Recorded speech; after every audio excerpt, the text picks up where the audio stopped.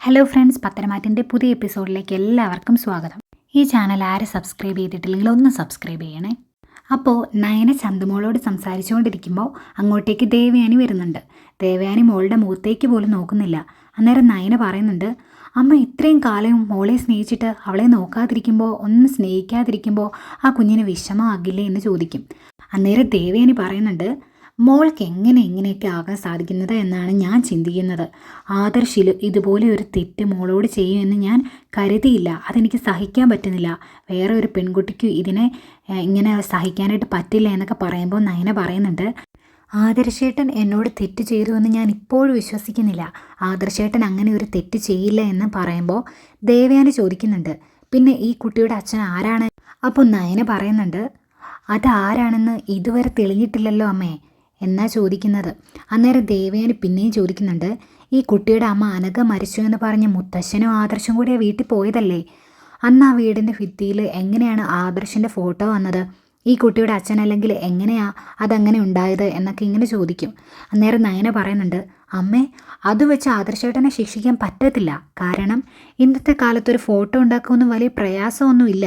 ഓരോരുത്തർ എന്തൊക്കെ കാര്യങ്ങളാണ് മോർഫ് ചെയ്തും അല്ലാതെയൊക്കെ ഉണ്ടാക്കുന്നത്. അതിൻ്റെ പുറകെ പോയിട്ടുണ്ടെങ്കിൽ നമ്മുടെ മനസ്സമാധാനം പോവുകയുള്ളൂ. അതുകൊണ്ട് തന്നെ ആദർശേട്ടൻ തെറ്റ് ചെയ്തു എന്ന് ഞാൻ ഇപ്പോഴും വിശ്വസിക്കുന്നില്ല എന്ന് പറയും.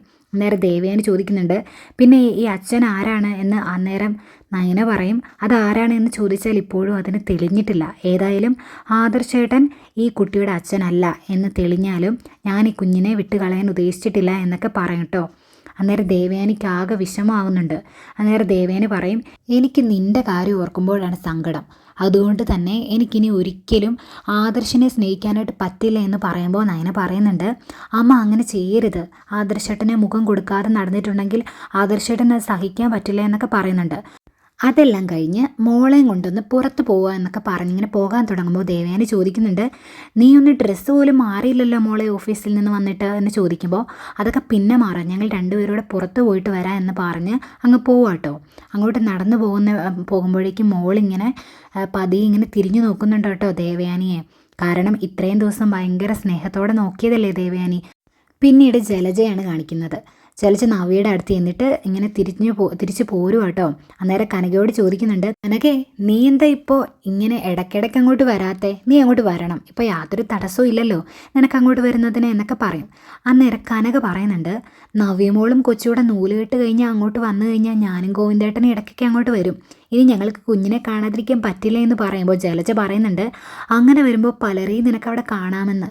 അന്നേരം കനക ചോദിക്കും, അതെന്താ നീ അങ്ങനെയൊക്കെ പറയുന്നേ?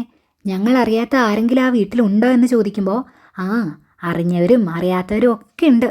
ഇനി ഞാനായിട്ടൊന്നും പറയുന്നില്ല എന്നൊക്കെ പറഞ്ഞിട്ട് ഞാൻ പോയേക്കാട്ടോ എന്നൊക്കെ ഇങ്ങനെ പറഞ്ഞിട്ട് ജലജ അങ്ങോട്ടങ്ങ് പോകും. പോയി കഴിയുമ്പോഴേക്കും കനക നവ്യയോട് ചോദിക്കുന്നുണ്ട്, അതെന്താ മോളെ അവൾ അങ്ങനെ പറഞ്ഞത് എന്ന് ചോദിക്കുമ്പോൾ, ആ അമ്മ ഇനി അതൊന്നും ഓർത്തൊന്നും നിൽക്കണ്ട. നമ്മൾ വിചാരിക്കുന്ന പോലെ ഒന്നുമല്ല ഓരോ ആൾക്കാരും. പുറമേ നോക്കുമ്പോൾ എല്ലാവരും നല്ല ശുദ്ധഗതിക്കാരും പാവവും ഒക്കെ ആയിരിക്കും. പക്ഷെ അവരുടെ മനസ്സ് നമുക്കറിയാൻ പറ്റില്ലല്ലോ എന്നൊക്കെ പറയുക. അന്നേരം കനക പറയുന്നുണ്ട്, മോളെ ഞാനൊരു കാര്യം പറഞ്ഞേക്കാം, നീ ഇവളെ സൂക്ഷിച്ചോണം. ഇവൾ ഇങ്ങോട്ട് വരുന്നതേ നിൻ്റെ മനസ്സ് ചൂട് പിടിപ്പിക്കാനാണ് എന്ന് പറയുമ്പോൾ നവ്യ പറയുന്നുണ്ട്, എൻ്റെ മനസ്സിനെ അവർ ചൂട് പിടിപ്പിച്ചിട്ടൊന്നുമില്ല.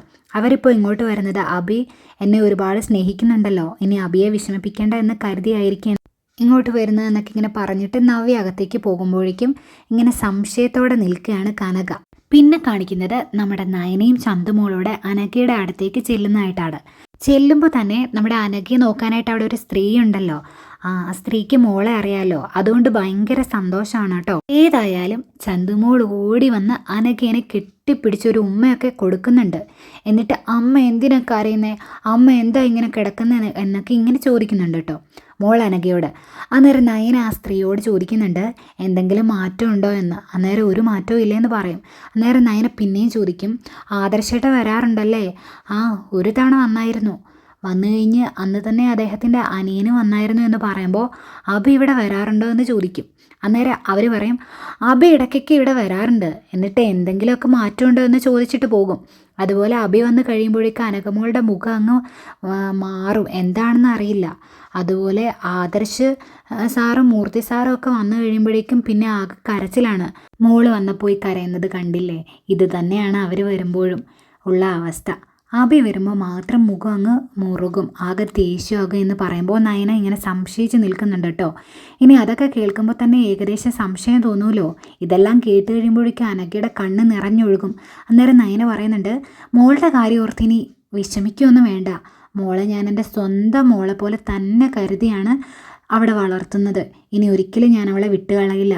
അവളുടെ വിവാഹം വരെ അനന്തപുരിയിൽ സുഖമായിട്ട് അവൾ കഴിയും, യാതൊരു ബുദ്ധിമുട്ടും അവൾക്കുണ്ടായില്ല എന്നൊക്കെ പറയും. അന്നേരം ആ സ്ത്രീ പറയുന്നുണ്ട്, മോളുടെ കാര്യം ഓർത്തിട്ട് അങ്ങനെ വിഷമമുണ്ടെന്ന് തോന്നുന്നില്ല. ഇപ്പം പിന്നെ എന്തുകൊണ്ടാണ് മോൾ കരയുന്നതെന്ന് നമുക്കറിയില്ലല്ലോ. മനസ്സിൽ എന്താണ് ഉള്ളതെന്ന് നമുക്കറിയില്ല. ഒന്നും പുറത്തേക്ക് പറയാനും മേലാത്തൊരവസ്ഥയിലായി പോയില്ലേ കുഞ്ഞ് എന്നൊക്കെ ഇങ്ങനെ പറയാം കേട്ടോ.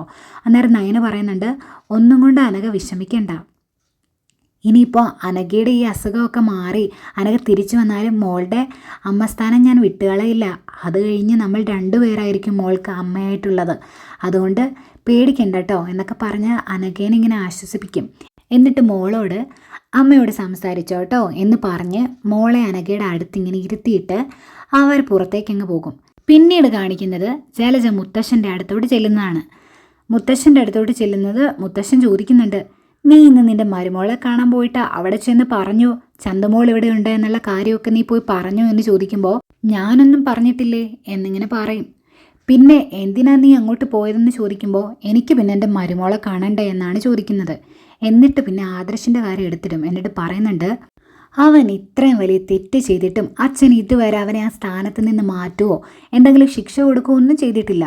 ഈ സ്ഥാനത്ത് അഭിയായിരുന്നെങ്കിൽ അവനെ, ആ കൊച്ചിനെ ഈ വീട്ടിൽ നിന്ന് ആ അച്ഛൻ ഇറക്കി അടിച്ചു വിട്ടേനെ. ഇത് ശരിക്കും തെറ്റല്ലേ അച്ഛാ എന്നൊക്കെ ചോദിക്കും.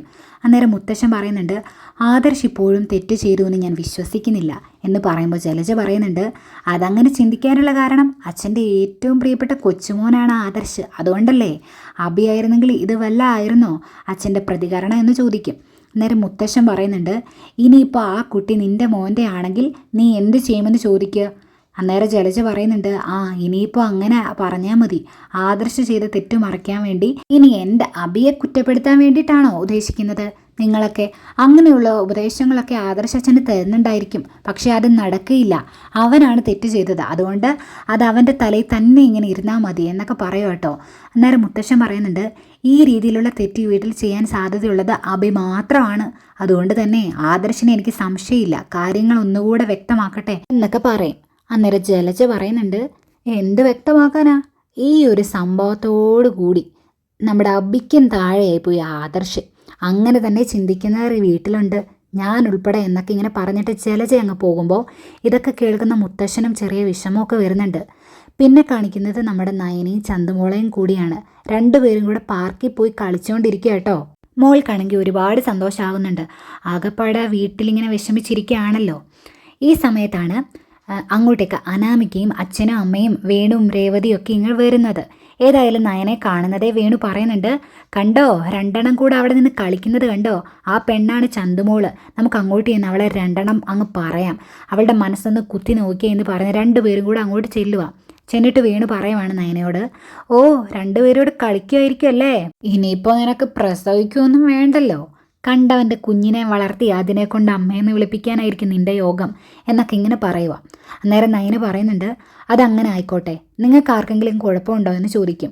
അന്നേരം വേണു പറയുന്നുണ്ട്, ഓ ഞങ്ങൾക്കാർക്കൊരു കുഴപ്പമില്ലേ, പിന്നെ സ്വന്തമായിട്ട് കുഞ്ഞുങ്ങൾ ഉണ്ടാകണമെങ്കിലും അത് നിങ്ങൾ അമ്മയെന്ന് വിളിക്കണമെങ്കിലും ഒക്കെ ഒരു ഭാഗ്യം കൂടി വേണം എന്ന് പറയുമ്പോൾ നയന പറയുന്നുണ്ട്, അതൊക്കെ ഞാൻ അംഗീകരിച്ചു, ആദർശ് അച്ഛനാണെങ്കിൽ ഞാൻ അമ്മയായിട്ട് ഈ കൊച്ചിനെ അങ്ങ് വളർത്തിക്കൊള്ളാം, നിങ്ങൾക്ക് കുഴപ്പമൊന്നും ഇല്ലല്ലോ എന്ന് പറയുമ്പോൾ, അങ്ങനെ വളർത്താനായിരുന്നെങ്കിൽ നിനക്ക് വല്ല മൃഗത്തിൻ്റെ കുഞ്ഞിനെ അങ്ങ് ഏറ്റെടുത്താൽ പോരായിരുന്നോ, ഞാൻ ഉദ്ദേശിച്ചത് പട്ടീനെയാണേ, അതാവുമ്പോൾ വർഗസ്നേഹമെങ്കിലും കാണിക്കും എന്ന് പറയും. അന്നേരം നയന പറയുന്നുണ്ട്, അതേ കാര്യം നിങ്ങൾക്ക് ചെയ്യാമായിരുന്നല്ലോ, യാതൊരു വർഗസ്നേഹമോ കൂറോ ഒന്നുമില്ലാത്തൊരു സാധനമാണ് നിങ്ങളുടെ മോൾ അനാമിക, അവളെ ജനിപ്പിക്കുന്നതിന് പകരം അങ്ങനെ ഒരു കാര്യം ചെയ്യാൻ മേലായിരുന്നോ, നിങ്ങളുടെ ഭാര്യയോട് അങ്ങനെ പറയാൻ മേലായിരുന്നോ, ഒരു നായയെ ദത്തെടുക്കാൻ അല്ലെങ്കിൽ നായയെ എടുത്തു വളർത്താൻ, അത് പോരായിരുന്നോ, ദേ അനാവശ്യം പറയരുത് എന്ന് രേവതി പറയും. അന്നേരം നയന പറയുന്നുണ്ട്, ഇങ്ങോട്ട് അനാവശ്യം പറയുന്നുണ്ടെങ്കിൽ അങ്ങോട്ടും അനാവശ്യം പറയും, ഇത് പാർക്കാണെന്നുള്ള കാര്യമൊന്നും ഞാൻ ഓർക്കില്ല, ഇങ്ങോട്ട് എങ്ങനെ പ്രതികരിക്കുന്നു അങ്ങനെ തന്നെയായിരിക്കും അങ്ങോട്ടും പ്രതികരിക്കുന്നത്, അതുകൊണ്ട് സൂക്ഷിച്ച് സംസാരിക്കണം കേട്ടോ എന്ന് പറയും. അന്നേരം നയനയുടെ അടുത്ത് ഒരു തരത്തിലും പിടിച്ചു നിൽക്കാൻ പറ്റാത്തത് കൊണ്ട് അവർ പറയും, ഇങ്ങനെയുള്ളവളമാരോടൊന്ന് സംസാരിച്ചിട്ട് കാര്യമൊന്നുമില്ല എന്ന് പറഞ്ഞിട്ട് രേവതിയും വേണും കൂടെ അങ്ങോട്ട് പോവുക. അന്നേരം രേവതി പറയുക, രണ്ടെണ്ണം കൂടെ പറയണമായിരുന്നു, ഇപ്പോൾ അവളല്ലേ ചേച്ചി നിൽക്കുന്നത് എന്ന് ചോദിക്കും. അന്നേരം വേണു പറയും, അല്ലെന്നേ നമ്മളാ ജയിച്ചേ, എന്തായാലും നീ വണ്ടി കയറി എന്ന് പറഞ്ഞ് രണ്ടെണ്ണം അവിടെ നിന്ന് അങ്ങ് പോവുക. പോയി കഴിയുമ്പോൾ നയന മോളോട് പറയുന്നുണ്ട്, ഇങ്ങനത്തെ ചീത്ത ആൾക്കാർ പറയുന്ന കാര്യമൊന്നും കേട്ട് മോള് വിഷമിക്കണ്ട കേട്ടോ എന്ന് പറയും. പിന്നെ മുത്തശ്ശിയാണ് കാണിക്കുന്നത്. മുത്തശ്ശനോട് ചോദിക്കുകയാണ്, ചന്തമോളുടെ ഡേറ്റ് ഓഫ് ബർത്ത് ഒക്കെ അറിയാമോ? ആ കുട്ടിയുടെ പിറന്നാൾ ദിവസം നമുക്ക് കേക്ക് മുറിക്കോ അങ്ങനെയുള്ള ചെറിയ ആഘോഷങ്ങളൊക്കെ നടത്തായിരുന്നു എന്ന് പറയുമ്പോൾ മുത്തശ്ശൻ പറയുന്നുണ്ട്, അതെന്തിനാ ആഘോഷങ്ങളൊക്കെ ചെറുതാക്കുന്നത്, വലുതായിട്ട് തന്നെ നമുക്ക് ആഘോഷിക്കാം എന്ന് പറയും. അന്നേരം ദേവേനെ അങ്ങോട്ട് വരും. അന്നേരം മുത്തശ്ശി ചോദിക്കുന്നുണ്ട്, നീ ആ കുഞ്ഞിനെ എന്താ ഇപ്പോൾ സ്നേഹിക്കാത്തത്? ഇത്രയും കാലം അതിനെ സ്നേഹിച്ചിട്ടിപ്പോൾ നീ ഇങ്ങനെ കാണിക്കുന്നത് ആ കുട്ടിക്ക് വിഷമമാവില്ലേ എന്ന് ചോദിക്കും. അന്നേരത്തേനും ദേവേനി പറയുന്നുണ്ട്, എൻ്റെ വിഷമം കാണാൻ ഈ വീട്ടിൽ ആരുമില്ല, ഞാൻ എത്രത്തോളം വേദനിക്കുന്നുണ്ടെന്ന് നിങ്ങൾക്കറിയാവോ എന്ന് ചോദിക്കുമ്പോൾ മുത്തശ്ശൻ പറയുന്നുണ്ട്, നീ ഒരു ഭാര്യയും അമ്മയും അമ്മായിയമ്മയും ഒക്കെ ആയി. നവ്യയെപ്പോലെ ഒരു കുഞ്ഞ് നയനയ്ക്കുണ്ടായിരുന്നെങ്കിൽ ഇപ്പോൾ നീ ഒരു മുത്തശ്ശിയാണ്, എന്നിട്ട് നിനക്കൊരു പക്വതയായിട്ടില്ലേ? ഇതൊക്കെ കുറച്ച് കഷ്ടമാട്ടോ എന്ന് അങ്ങനെ മുത്തശ്ശൻ പറയും. അന്നേരം ദേവേനി പറയുന്നുണ്ട്, ഇതൊക്കെ ഓർത്ത് എനിക്ക് യാതൊരു കഷ്ടവും തോന്നുന്നില്ല. എൻ്റെ മകൻ എന്നെ ചതിച്ചു, എനിക്കത് നല്ല വേദന ഉണ്ടാക്കുന്നുണ്ട് എന്നിങ്ങനെ പറയുവട്ടോ. അന്നേരത്തേക്കും മോളെ കൊണ്ട് നയന വരുന്നുണ്ട്. നയന മോൾക്ക് ഒരുപാട് കളിപ്പാട്ടങ്ങളും ഉടുപ്പും അങ്ങനെ മോൾക്ക് ഇഷ്ടമുള്ളതെല്ലാം മേടിച്ചു കൊടുത്തു. അന്നേരം മുത്തശ്ശിക്ക് അത് കാണുമ്പോൾ ഭയങ്കര സന്തോഷമാവുന്നുണ്ട്. മോളോട് പുറത്തു പോയപ്പോൾ നടന്ന കാര്യങ്ങളെപ്പറ്റിയെല്ലാം ചോദിച്ചിട്ട് മുത്തശ്ശൻ പറയാണ്, മോൾ ഇങ്ങോട്ട് അടുത്തോട്ട് വന്നേ, എന്നിട്ടൊരു ഉമ്മയൊക്കെ തന്ന് മുത്തശ്ശൻ ഇങ്ങനെ പറയും. അങ്ങനെ മുത്തശ്ശിയും ഒക്കെ ഇങ്ങനെ ഉമ്മ കൊടുക്കും. അന്നേരം നയന ചോദിക്കുന്നുണ്ട്, ഈ നിൽക്കുന്ന മുത്തശ്ശിക്ക് ഉമ്മയൊന്നും വേണ്ടേ എന്ന് ദേവയാനിയോടായിട്ട് ചോദിക്കും. അന്നേരം ദേവയാനി പറയും, എനിക്കെങ്ങും വേണ്ട ഇവളുടെ ഉമ്മയൊന്നും എന്ന് പറയും. അത് കേൾക്കുന്ന മോളുടെ മുഖം അങ്ങ് മങ്ങും. അത് കേട്ട് ആകെ വിഷമാകുന്നുണ്ട് നയനയ്ക്കും. ഇത്രയും കാണിച്ചുകൊണ്ടാണ് ഇന്നത്തെ എപ്പിസോഡ് ഇവിടെ വൈൻഡപ്പ് ചെയ്യുന്നത്. അപ്പോൾ നാളെ നമുക്ക് നല്ലൊരു എപ്പിസോഡുമായിട്ട് കാണാം. അപ്പോൾ ഈ ചാനലൊന്ന് സബ്സ്ക്രൈബ് ചെയ്യണേ, അതുപോലെ ലൈക്ക് ചെയ്യാനും ഷെയർ ചെയ്യാനും മറക്കല്ലേ. അപ്പോൾ ഓക്കെ, ബൈ.